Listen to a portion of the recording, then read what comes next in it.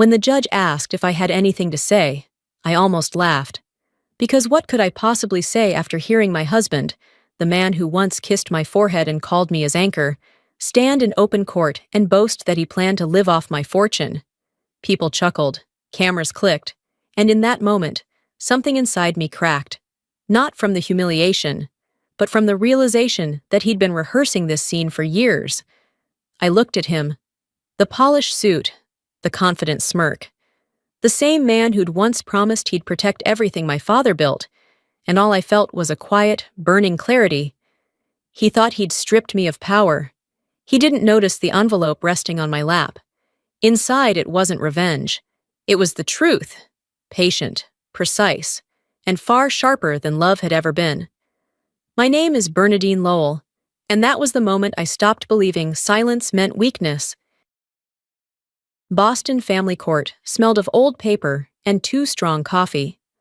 October light sliced through the high windows in thin gray beams. It felt like someone had stripped the color out of the room. I sat rigid in the plaintiff's chair, fingers curled around the corner of a cream envelope that rested heavy on my lap. Nobody met my eyes. They preferred the spectacle. Across the table, he rose, Charles, smooth, composed, the kind of man who could make a courtroom feel like a lecture hall. He smiled the practiced smile, the one that had once convinced me he understood nuance and loyalty. Now it landed like a coin dropped into a jar. Deliberate, audible. "Your Honor," he said, voice measured, the kind that fills seats and headlines. "I believe I'm entitled to live comfortably off my wife's fortune. I supported her entire career." Murmurs threaded the benches. A reporter adjusted a pen. Someone coughed. He looked at me then, and the look said everything his words didn't. Here I am, clever, right. I let him have it, let him perform. Judge Abrams watched us both, silver hair twisted into a strict knot, expression unreadable. When she asked if I wished to speak, the question sat in the air like a dare. I shook my head. "Not yet, Your Honor." Silence settled until even the sound of a pen scratching seemed loud. He continued. Grand gestures, references to contribution, to partnership, to sacrificial devotion. Every line calculated to win sympathy and ownership in the same breath. I listened, counting the small, ordinary lies. He had no idea the case he was making would be the one to undo him. 3 years earlier, I met him at a financial law conference in Boston Harbor Hotel, just weeks after my father's death. I was holding together Lowell Properties through endless inheritance disputes when he appeared. Calm, confident, knowing far too much. "You're the one who restructured Lowell's portfolio after your father's passing, right?" "That was bold," he said. He knew every number, every clause in our trust, every fear I tried to hide behind balance sheets. We talked until the staff dimmed the lights. For the first time in months, I felt seen. He took me to dinner at Menton, sent flowers to my office with a card. For the woman who built her own empire. It wasn't romance, it was validation, and I mistook it for love. 3 months later, he arrived with a legal consulting contract to protect the company. He spoke with such precision, identifying the same weak points I'd confessed over wine. I signed, thinking he was my ally.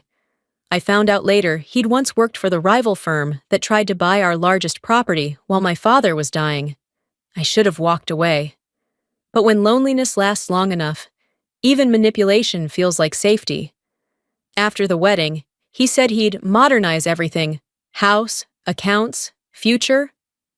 I let him. Weeks later, a bank letter confirmed 22% of Lowell Properties had been transferred to Grayline Ventures.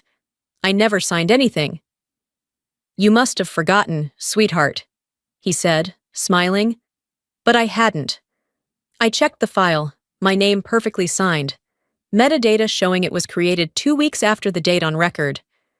The law firm said it looked too perfect, a scanned signature, not human. Later, I saw who uploaded it. Charles Illegal. He claimed he didn't remember. That night, I locked my office door for the first time, copied every file to a private USB, and realized the man I married wasn't helping me protect my legacy. He was rewriting it. I hadn't slept in days. His laugh from that party replayed behind my eyes. After 2 weeks of gnawing silence, I called Marlene Ruiz. Quiet, relentless. The kind of auditor who makes numbers confess.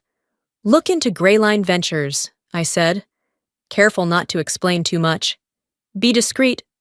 3 days later, she sat across from me with a stack of files and a look that could freeze the room. "Bernadine," she said, "Greyline's hollow. No employees, no payroll, no tax activity. Just transfers. Your money." "How much?" 2.7 million, routed through 4 accounts, all leading back to Charles Lowell III. My throat closed. Marlene slid an email toward me. "Prepare sale conditions once I control majority shares." Everything snapped into place. His talk about tax optimization, the smooth smiles, the calm logic. He wasn't managing our wealth. He was positioning himself to own it. I copied every file to a USB, watching my reflection on the laptop screen. The woman staring back wasn't the one who had once mistaken manipulation for care. She was ready to fight, with precision, not emotion. A month later, he insisted on a 10-year anniversary party at the Fairmont Copley. Crystal chandeliers fractured light across the ballroom as he raised his glass. "To my brilliant wife," he announced, "and to us, soon-to-be co-owners of Lowell Properties." Applause. My pulse roared louder than the clinking glasses.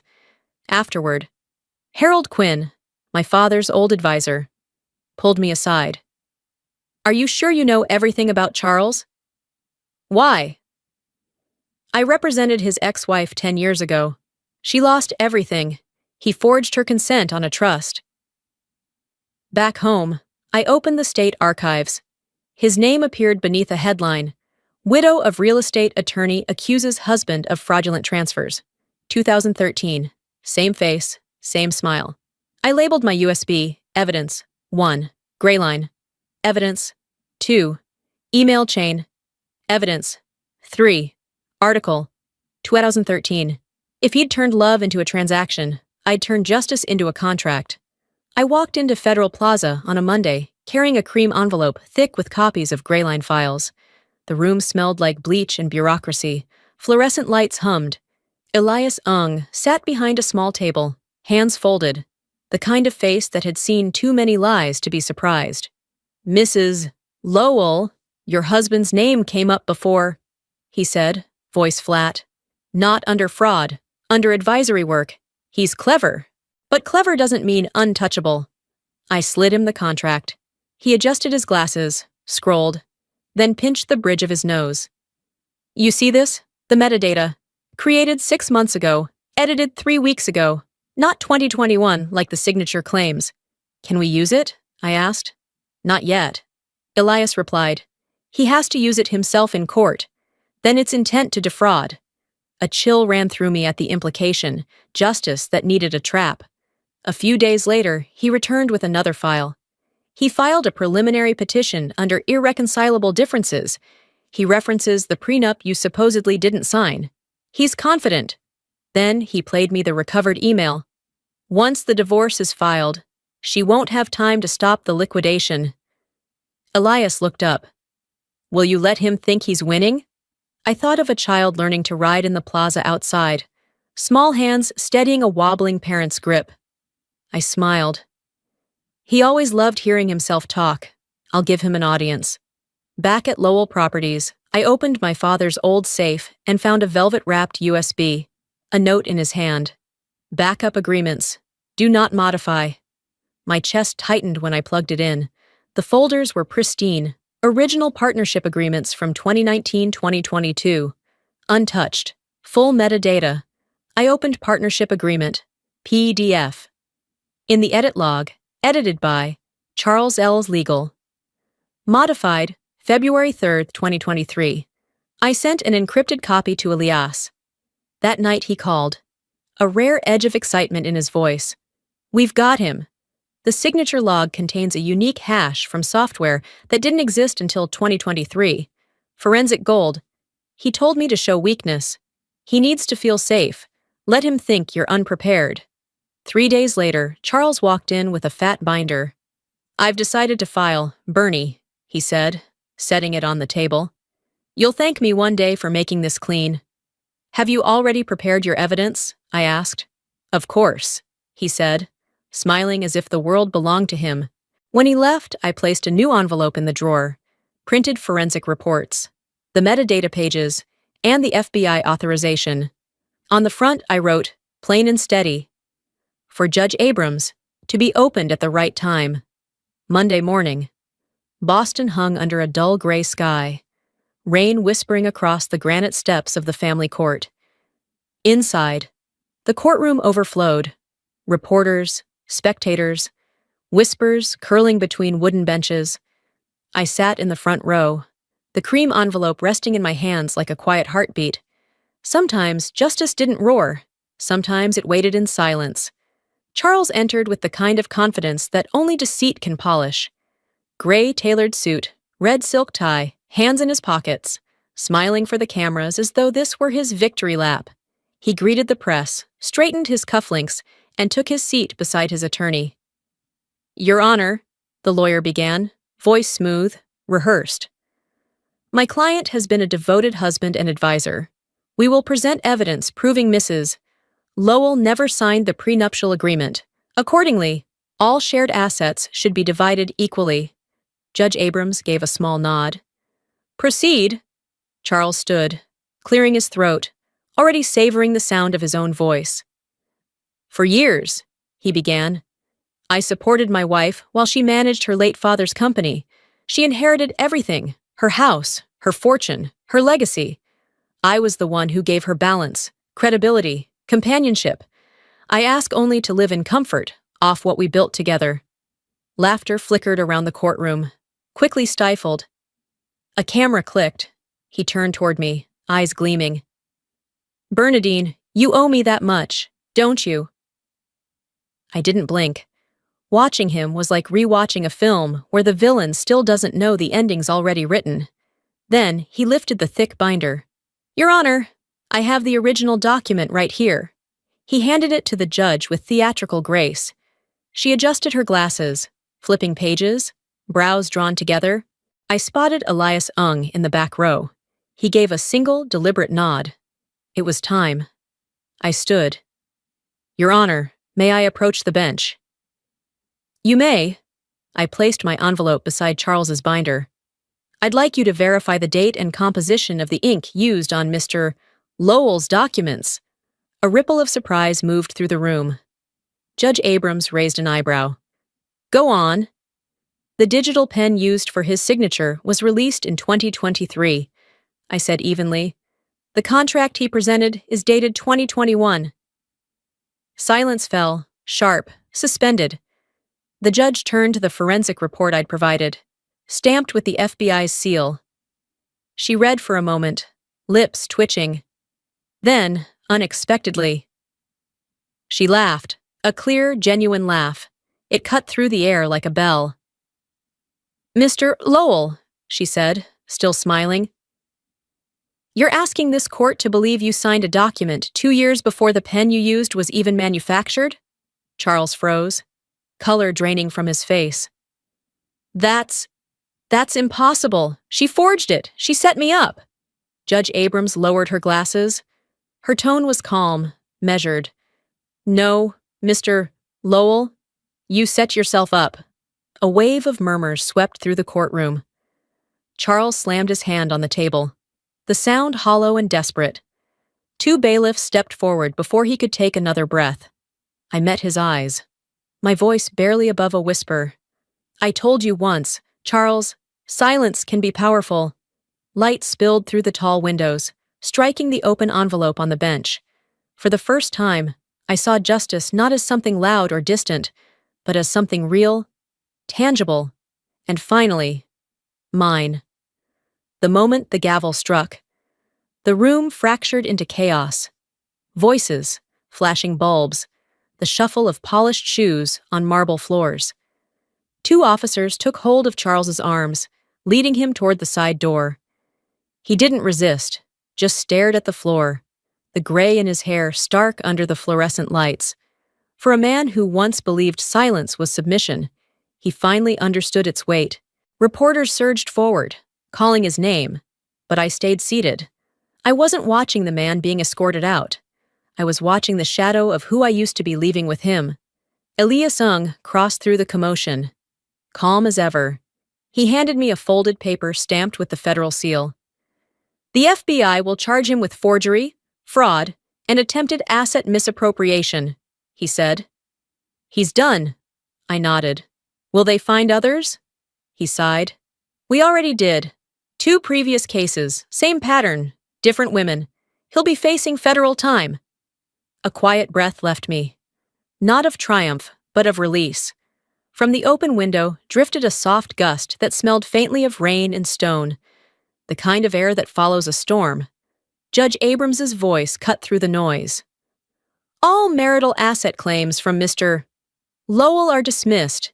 Mrs.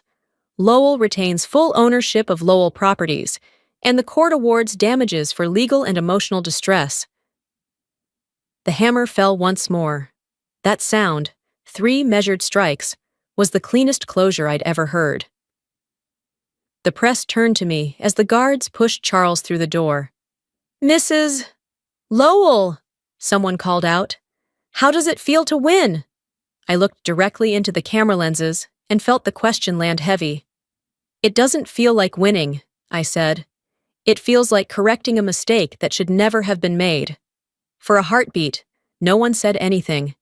Then pens scratched and shutters clicked, but I'd already turned away. Outside the courthouse, Marlene Ruiz waited beneath the stone archway, her coat buttoned to her chin.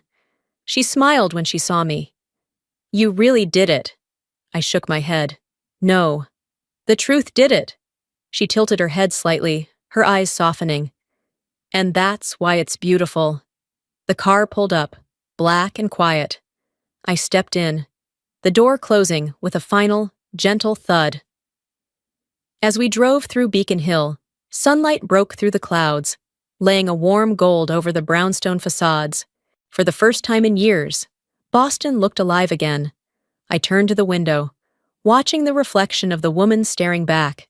She wasn't the wife who once avoided confrontation, or the daughter afraid of disappointing a legacy. Her eyes were steady, clear. The city blurred past, the courthouse shrinking behind me, the past fading into distance. I pressed my fingertips against the envelope resting in my lap, the same one that had once trembled in my hands. Justice didn't roar, I thought, it whispered. And today, I finally heard it, 6 months later.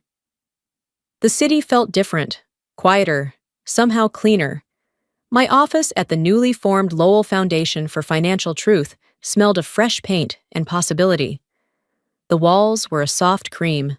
The wide windows overlooked Boston Public Garden, where winter sunlight spilled like a quiet benediction across the grass. For the first time in years, there was no one left to lie to me. A single envelope sat on my desk, white, thin, addressed in a hand I knew too well. Charles's handwriting was as neat as ever, the loops precise, the arrogance even in ink. I stared at it for a long moment before breaking the seal. Bernadine, I only wanted to live off your fortune. Charles, no excuses, no apologies, just a confession stripped bare? I smiled, not with malice, but with something closer to pity. At least once, he'd managed to tell the truth. I folded the letter carefully and slid it into the top drawer, next to my wedding ring, the band I'd removed the night the lies became undeniable. And now, I said softly, you're living off my taxes. Outside, the church bells began to chime, their sound drifting over the common. Afternoon light slanted through the glass, brushing across an old photograph on the wall. My father and me, standing in front of the original Lowell Properties sign, the day we cut the ribbon together. His hand rested on my shoulder, his eyes proud and certain. He used to tell me, wealth means responsibility. For years I thought he meant money. Today, I understood he'd meant truth, because wealth built on deceit was never truly yours to keep, and justice, when earned, carried its own quiet kind of weight. I turned back to my desk. The laptop hummed softly. A new case file glowed on the screen. Claire Morton, 49, Maine. Husband transferred farmland into his sole name before divorce. I studied the summary, feeling the familiar tightening in my chest. Not anger, but purpose. All right, I murmured, clicking open the folder. Let's start with her case. In the silence that followed, the office clock ticked steadily, the sound blending with the faint hum of the city outside. Somewhere below, children laughed, a trolley bell rang, and the world went on, indifferent, but somehow lighter. I reached for a pen and began to write notes in the margin, careful, deliberate, the same way I'd once prepared my own evidence, line by line, until the truth had nowhere left to hide. When I paused, the afternoon sun had shifted. It fell across the desk, catching the edge of another envelope, the same cream-colored paper that had once sat on a courtroom bench. Its corner glowed in the light, a thin blade of gold against the wood. I didn't move it. I just watched it, the way you might watch something sacred without daring to touch. It reminded me that justice wasn't loud. It didn't arrive with applause or vengeance. It simply waited for the right moment to be seen. And sometimes, it took the shape of a small envelope, silent, unassuming, and bright enough to outshine everything that had once tried to bury it.